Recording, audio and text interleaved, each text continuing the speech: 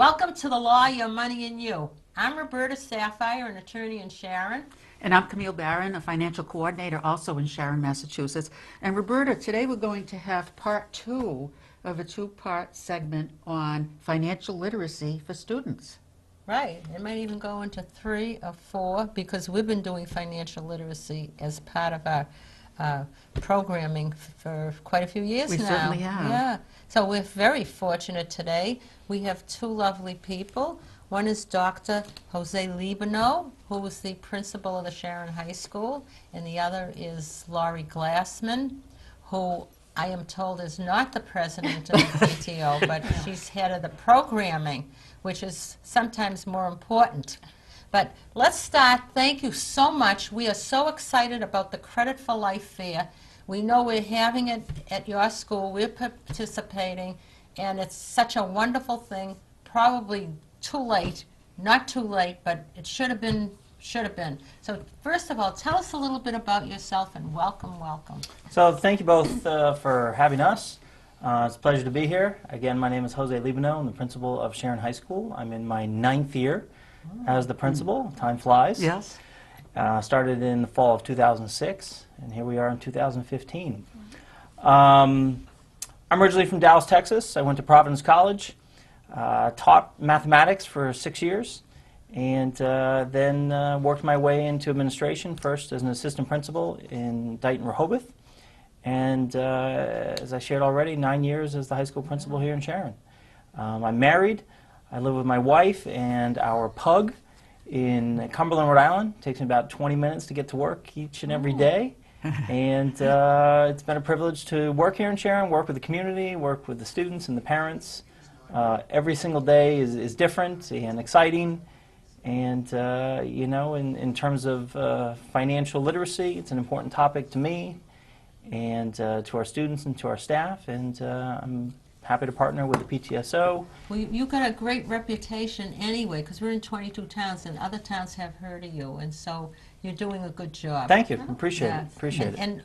And Laurie, tell us a little bit about yourself. Sure. My name is Laurie Glassman. I have lived in Sharon now for 15 years. I'm married, and I have 2 sons, and I have a freshman in college who has gone through Sharon High School already, who's graduated, and I have a freshman at Sharon High School. I've been volunteering in PTOs throughout my children's school experience, and right now I've been the co-chair of the programming, the PTSO programming for the past 3 years. And one of our main parts of the programming has been to try and get financial literacy with our students and into the high school. So tell us a little bit about your perspective of Credit for Life and what they hope to accomplish. And we know, but we want everybody to know. Well, I think the first thing is it's a Credit for Life fair, but it's more of a reality fair. It's really it's been originated as the Credit for Life fair from Brockton High School. But now I think what we're choosing is it's more of a reality fair for our students, and we're going to change the name and call it a reality fair or something on that level, because what the fair will do is take our students will attend the fair, and they will live, you know, the experience of having graduated and having a salary and paying rent possibly and living as if they're on their own, and possibly having, and with the definite of having student loans and credit card debt and just transportation expenses and all of that sort of things. So that's the goal. this is an interactive fair where the students are projected a few years ahead, and they're out of college, and they now have a job, and they're getting a certain salary, and that's all going to be set up before the day of the fair. And they come in, and there's booths, and each booth is going to have something that's going to represent a real-life situation. Dr. Libano, would you mind giving us an idea of what some of these booths are? Yeah, actually, Lori brought a list, if I could read from the list. Both Lori and I attended a Credit for Life fair, which we're looking to change the name a little bit different to resonate with the students.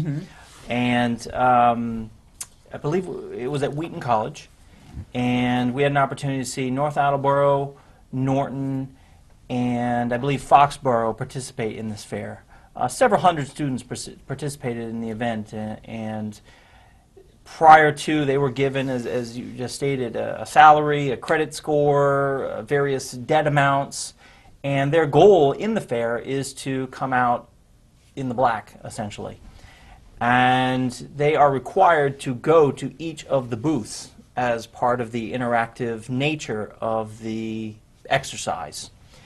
And the booths run all kinds of different topics, things that we deal with as adults out in the real world, per se, including clothing, the purchase of furniture, paying our housing, our mortgage, whether it's a lease or rent or luxury items, the vacation, savings, transportation costs, you know, to do with car, paying gasoline.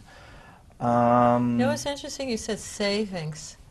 A lot of people consider saving as a luxury, and they don't. Is there something we're going to put together for these kids to show that they should be saving?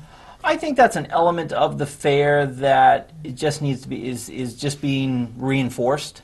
I think a lot of times it doesn't dawn on students and probably even adults at times that when you get paid for whatever job, that part of probably one's responsibility and smart thinking is putting away some money for retirement or for future expenses, expenditures such as a vacation or a future car or an emergency. And one of the neatest parts of the fair, which I think is kind of neat, is that each student has to go to like almost like a Wheel of Fortune kind of wheel where they spin it, and it's called a reality check. And all of a sudden it lands on a particular piece of the pie, and you're hit with a $400 bill because you have to get your wisdom teeth removed. Or you're hit with a $600 bill because you got to get new tires. I mean, sometimes we all experience these unexpected bills, and sometimes the best laid plans get kind of turned upside down because